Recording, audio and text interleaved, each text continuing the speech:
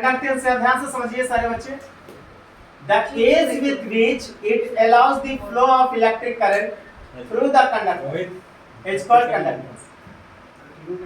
ठीक है, फिर से मैं बोल रहा हूं मैं, the case with which it allows the flow of electric current through the conductor is called conductance. मतलब इसका हिंदी ये हुआ कि किसी भी कंडक्टिंग वायर या कंडक्टिंग मटेरियल जिसको मैं बोल रहा हूं, या आप ले सकते हो इलेक्ट्रोलाइटिक सॉल्यूशन, वो कंडक्टर ही कहलाएगा।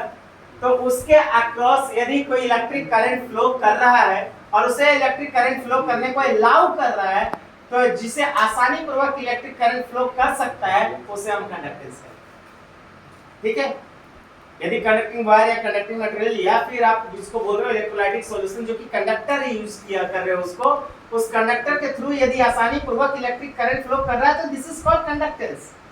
This is called conductance. It is reciprocal of resistance. ये हम लोग जानते हैं कंडक्टेंस क्या होता है, रेजिस्टेंस का उल्टा होता है। क्योंकि रेजिस्टेंस में क्या हो रहा था, कंडक्टिंग मटेरियल से इलेक्ट्रिक करंट का फ्लो को अपोज किया जा रहा था, बट यहाँ क्या हो रहा है, कंडक्टिंग मटेरियल से इलेक्ट्रिक करंट को फ्लो कराया जा रहा है आसानी पूर्वक, जिससे इलेक्ट्रिक करंट फ्लो हो सके, तो उसे हम क्या बोलते हैं, कंडक्टेंस। तो रेजिस्टेंस में क्या था कि अपोज हो रहा था और यहाँ आसानी से पूर्वक फ्लो कर रहा है, तो ये कंडक्टेंस हुआ रेजिस्टेंस का उल्टा। रेजिस्टेंस का उल्टा। अब यहाँ पे देखो इसका यूनिट भी मैंने लिया और मोहो या साइमन से रिप्रेजेंट किया। अब इससे एक शब्द हमारा अलग आ रहा है, कंडक्टिविटी। कंडक्टिविटी क्या है, इसे ग्रीक से रिप्रेजेंट करते हैं, कापा से। ये ग्रीक वर्ड है कापा, जिसको हम बोलेंगे कंडक्टिविटी। ठीक है, चलिए, the reciprocal of resistivity is called conductivity. Reciprocal of resistivity is called conductivity. हमने कंडक्टिविटी लिया था, सॉरी एक minute reciprocal of resistivity is called conductivity. Reciprocal of resistivity is called conductivity. Clear है? अब यहाँ देखिए, रेसिस्टिविटी का फॉर्मूला क्या होता है, रो बराबर R into a by L. ये हमने कहां से निकाला था, याद है कि रेसिस्टेंस का फॉर्मूला से निकाला था।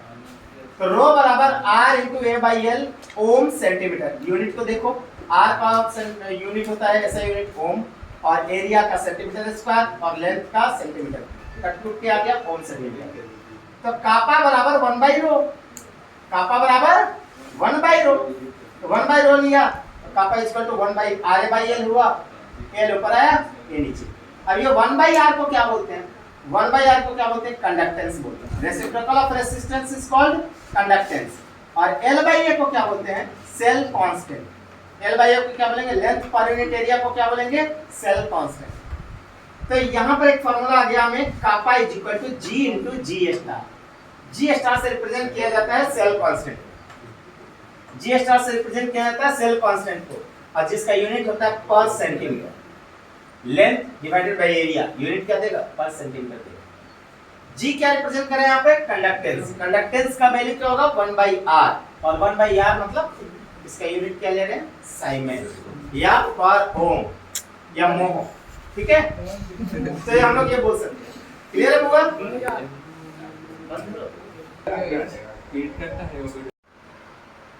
बच्चों मैंने ये बताया कि सेल कांस्टेंट जी स्टार, मैं फिर से रिपीट कर रहा हूं, सेल कांस्टेंट जी स्टार।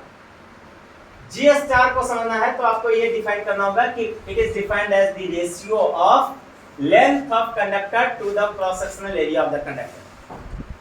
तो हमने कोई कंडक्टर लिया, इसका लेंथ मैंने L यूनिट लिया और cross sectional area A unit square लिया। जी स्टार बराबर ratio of the length of conductor to the cross sectional area of the conductor, L by A लिया पर सेंटीमीटर। यदि हमने L सेंटीमीटर में लिया, A सेंटीमीटर स्क्वायर में लिया, तो हो जाएगा पर सेंटीमीटर। ठीक है, इसका ऐसा यूनिट। अब एक बहुत ही इंपॉर्टेंट पॉइंट है सेल कांस्टेंट के बारे में जानने का, कि सेल कांस्टेंट क्या मैं सर मेटालिक वायर का निकाल सकता हूं या कोई अदर इलेक्ट्रोलाइटिक सॉल्यूशन है, इलेक्ट्रोलाइटिक कंडक्टर है, उसका भी निकाल सकता हूं। ये formula one and only for metallic conductor के लिए पॉसिबल है, मेटालिक वायर के लिए पॉसिबल है, but this formula is not applicable for electrolytic conductor. तो हमने यहाँ पर एक नोट का सबसे इंपॉर्टेंट पॉइंट लिखवा रहा हूँ कि यदि G स्टार बराबर L बाई A लेते हो पर सेंटीमीटर, तो this formula is applicable for metallic conductor, ये दिमाग में रख लेना हमेशा के लिए। और G स्टार बराबर L by A, this formula is not applicable for electrolytic conductor. तो हम लोग वहां पर इलेक्ट्रोलाइटिक कंडक्टर के केस में कैसे निकालेंगे? क्योंकि किसी भी कंडक्टर के लिए वेदर वो मेटालिक कंडक्टर हो या इलेक्ट्रोलाइटिक कंडक्टर हो, मुझे तो कंडक्टिविटी फाइंड करना ही है। क्योंकि यदि उसमें चार्ज का फ्लो हो रहा है, इलेक्ट्रिक करंट फ्लो कर रहा है, तो मुझे तो कंडक्टिविटी जानना ही जानना है। तो फिर कंडक्टिविटी बराबर क्या लिखेंगे? कंडक्टेंस गुना G स्टार। मैं यहां से G स्टार निकालूंगा, यहां से मैं G स्टार निकाला, कापा बाई G कर दूंगा। तो G स्टार बराबर कापा बाई G पर सेंटीमीटर, ये फॉर्मूला यूज किया जाएगा इन सेक ऑफ ओनली इलेक्ट्रोलाइटिक कंडक्टर। तो कापा बाई G का फॉर्मूला यूज करना है, यानी कि कंडक्टिविटी बटा कंडक्टेंस यूज करना है, या फिर बोल सकते हो स्पेसिफिक कंडक्टेंस बटा कंडक्टेंस, यानी कापा को स्पेसिफिक कंडक्टेंस से भी मनोनीत करते हैं। तो कापा स्पेसिफिक कंडक्टेंस कहलाया, G कंडक्टेंस कहलाया। तो इस फॉर्मूला को यूज करेंगे। तो सबसे पहले तो हमें डिस्टिंग्विश करना पड़ेगा कि what is metallic conductor and what is electrolytic conductor. Conductors किसे कहते हैं ये समझ लो पहले। मटेरियल्स और सब्सटेंसेस, चाहे वो आप मेटल वायर ले लो या कोई इलेक्ट्रोलाइटिक सॉल्यूशन ले लो। मटेरियल्स मतलब मेटल और सब्सटेंसेस मतलब इलेक्ट्रोलाइटिक सॉल्यूशन। मटेरियल्स और substances which allows the flow of electric current through these, this is called conductors, this is called conductors। ठीक है, ये बात समझ में आ गया। चाहे वो मेटल वायर हो या कोई इलेक्ट्रोलाइटिक सॉल्यूशन हो, उसे हम कंडक्टर तब कहेंगे जब वो अलाउ करता हो इलेक्ट्रिक करंट को अपने थ्रू पास करने, तो उसे हम कंडक्टर्स कहेंगे। कंडक्टर्स को दो पार्ट में डिवाइड करते हैं, मेटालिक कंडक्टर और इलेक्ट्रोलाइटिक कंडक्टर। मेटालिक कंडक्टर में जितने भी आप मेटल्स ले रहे हो, आयरन, मरकरी, कोबाल्ट, निकेल वगैरह वगैरह जो भी मेटल्स है, मेटालिक कंडक्टर। दूसरा इलेक्ट्रोलाइटिक कंडक्टर। इलेक्ट्रोलाइटिक सॉल्यूशन को इलेक्ट्रोलाइटिक कंडक्टर बोल रहा हूं मैं, जिनके इलेक्ट्रोलाइट्स यानी जिनके आयंस मिलेंगे वो इलेक्ट्रोलाइटिक कंडक्शन दिखाएंगे, वही आयंस इलेक्ट्रोलाइटिक कंडक्शन दिखाएंगे। तो ये इलेक्ट्रोलाइट्स का ही आयंस हम लोग लेते हैं जो इलेक्ट्रोलाइटिक कंडक्शन दिखाते हैं। इसलिए मैं सभी इलेक्ट्रोलाइट्स का या इलेक्ट्रोलाइटिक सॉल्यूशन को इलेक्ट्रोलाइटिक कंडक्टर के नाम से जानता हूं। जिसका मैंने एग्जांपल लिया आपको, sodium chloride, sulphuric acid, potassium hydroxide, sodium hydroxide, etc। अब एक देखो यहाँ पे डायग्राम से समझ लेते हैं। ये मेटालिक कंडक्टर है जिसमें हमारे बहुत सारे फ्री इलेक्ट्रॉन्स होते हैं। जब तक इनको हम किसी बाहरी सप्लाई से कनेक्ट नहीं करेंगे तो ये इलेक्ट्रॉन्स ड्रिफ्ट नहीं करेंगे और ये इलेक्ट्रॉन्स कभी भी यूनिडायरेक्शनल मूव नहीं करेंगे। जनरली जितने भी ये फ्री इलेक्ट्रॉन्स हैं ये सब इसके अंदर वाइब्रेट करते रहते हैं, दैट इज स्टैटिक चार्ज।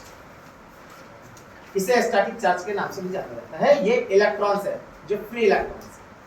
इसका लेंथ मैंने L यूनिट लिया, क्रॉस सेक्शनल एरिया ये यूनिट स्क्वायर ले लिया। ये तो समझ में आ गया कि this is called metallic wire, this is called metallic conductor. अब है इलेक्ट्रोलाइटिक कंडक्टर। तो इलेक्ट्रोलाइटिक कंडक्टर के लिए आपको एक ऐसा डिवाइस लेना होगा जहां पे इलेक्ट्रोलाइसिस होता हुआ नजर आएगा। इस डिवाइस को हम इलेक्ट्रोलाइटिक सेल के नाम से जानेंगे, जिसमें इलेक्ट्रोलाइसिस होता हुआ नजर आए। ठीक है, इलेक्ट्रोलाइसिस होता हुआ नजर आए। बट सबसे पहले इसका अरेंजमेंट में देखो क्या करना है। मैंने दो इलेक्ट्रोड्स लिया, एक को मैंने कैथोड नाम दिया, दूसरे को मैंने एनोड नाम दिया। इसके कुछ पार्ट जो कि 1 सेंटीमीटर स्क्वायर एरिया रख रहा है वो इसके अंदर डिप्ड है इलेक्ट्रोलाइटिक सॉल्यूशन में। इसका भी कुछ पार्ट जो 1 सेंटीमीटर स्क्वायर एरिया ले रहा हूं मैं, ये एरिया इसके अंदर डिप्ड है। पूरा नहीं, पूरा भी आप डिप्ट कर सकते हो क्योंकि आयंस जहां तक डिप्ट होगा वहीं तक आयंस एक्युमुलेट करेगा इसका। तो यहां पर जितना एरिया मैंने लिया ये इसके अंदर डिप्ट है 1 सेंटीमीटर स्क्वायर 1 सेंटीमीटर स्क्वायर। लेकिन एक सवाल है दिमाग में कि ये दोनों इलेक्ट्रोड को मैं कितनी दूरी पर रखूं। तो ये दोनों इलेक्ट्रोड को मैंने 1 सेंटीमीटर अपार्ट डिस्टेंस पर फिक्स किया। ये दोनों इलेक्ट्रोड मैंने 1 सेंटीमीटर अपार्ट डिस्टेंस पर और हर एक इलेक्ट्रोड का एरिया 1 सेंटीमीटर स्क्वायर मैंने लिया है। अब मैं देख रहा हूं कि कैथोड के थ्रू इलेक्ट्रॉन्स आते हैं।